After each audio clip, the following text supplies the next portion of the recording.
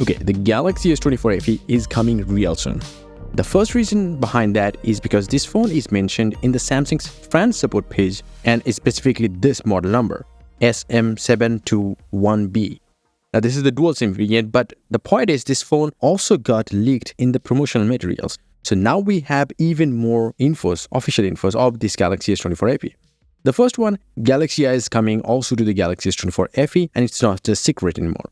But we can also see from this photo is the design. It looks similar to the S23 FE or any other Samsung devices, but it is actually almost a carbon copy of the Galaxy S24 because the sides are purely flat, like totally flat. And we can see all the colors though. These are the Samsung.com exclusive colors. The yellow one, there is a silver one, there is a black or / gray, there is a mint green, mint blue. Now, other than that, we can also see that this will have a large 6.7-inch Full HD Plus screen, which is what I mentioned in the last video. Also, the refresh rate, just like the older Fan Edition phones, can go up to 120Hz and they can go lower down depending on the content of the display. But the peak brightness this time has increased from 1450 nits to 1900 nits. And Samsung will talk about the slim bezels too, 1.99mm, because why not? The S23 FE had the worst screen-to-body ratio ever in a Samsung Fan Edition phones. For example, the S21 FE had 86.7% screen-to-body ratio, while the S23 FE had only 83.2 screen-to-body ratio. That's really bad. So coming out of that, yeah, it's a big win for us. Also, if you look at the dimension compared to the S23 FE, then it clearly shows that this is a much bigger phone, much more wider phone, but also very much similar in terms of the thickness, even though it will pack still a good big battery. But before that, let me tell you about the camera setup. It's a 50-megapixel Samsung's ISOCELL GN3 sensor. Samsung has used this sensor in a variety of phones. It's not a new sensor. 12-megapixel ultra-wide-angle camera, a 8-megapixel 3x telemeter zoom camera, and a 10-megapixel selfie camera. So the camera setup looks very similar to what the S23 is offering, which is not a bad thing though, but they haven't upgraded.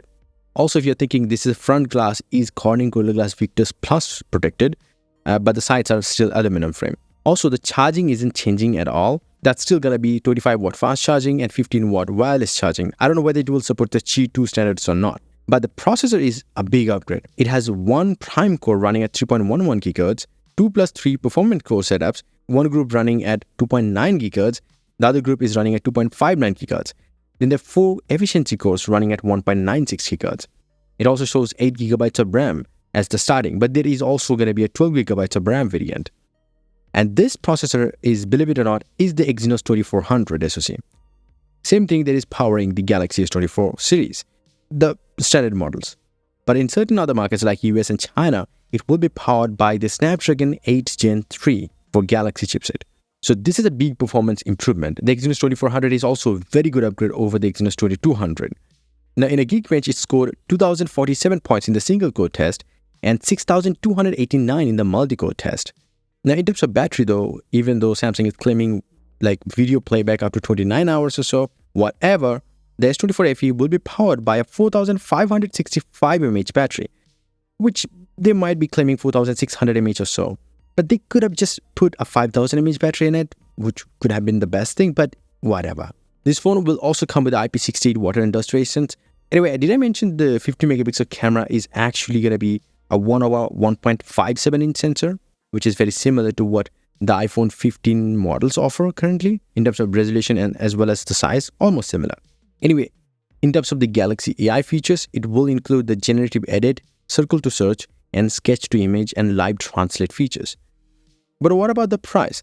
The price for the 128GB 8GB model will stay the same, $599 in the US. And we don't know the price of the higher storage variant as of yet. But you guys know the deal.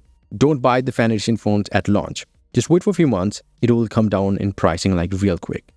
So yeah, that's probably it. This is a big upgrade over the S23 FE in my opinion. Let me know about your opinion in the comment section below. And yes, if you want, you can get some crazy cool wallpapers up on my website, a link down below. Until the next one, bye and take care.